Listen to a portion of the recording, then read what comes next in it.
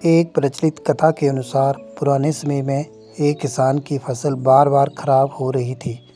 कभी तेज बारिश की वजह से, कभी तेज धूप की वजह से, कभी ठंड की वजह से उसकी फसल पनप नहीं पा रही थी।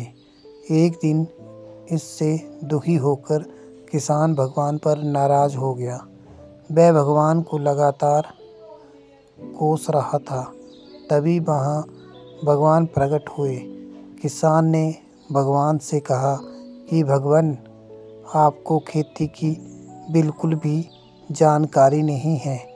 आपकी गलत समय पर बारिश कर देते हो, कभी भी तेज़ धूप और ठंड बढ़ा देते हो। इससे हर बार मेरी फसल खराब हो जाती है। आप मेरी अगली फसल तक मेरे अनुसार मौसम कर दीजिए। जैसा मैं चाहूँ वैसा ही मौसम रहे। ये बातें सुनकर भगवान ने कहा कि ठीक, अब से ऐसा ही होगा।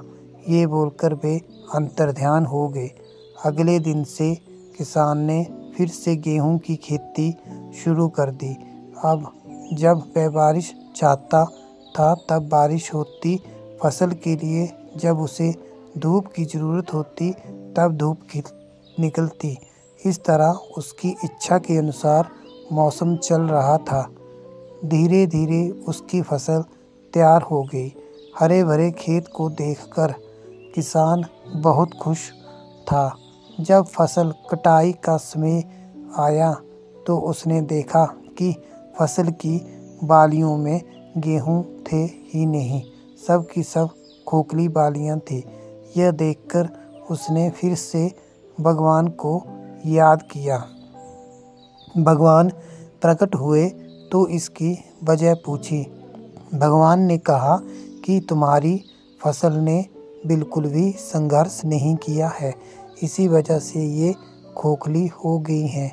जब फसलें तेज बारिश में, तेज हवा में खुद को बचाए रखने का संघर्ष करती हैं, तेज धूप से लड़ती हैं, तभी उसमें दाने बनने की प्रक्रिया शुरू होती है।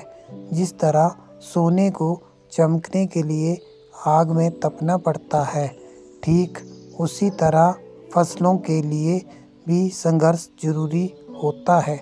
ये बात किसान को समझ आ गई और उसे अपनी भूल का एहसास हो गया।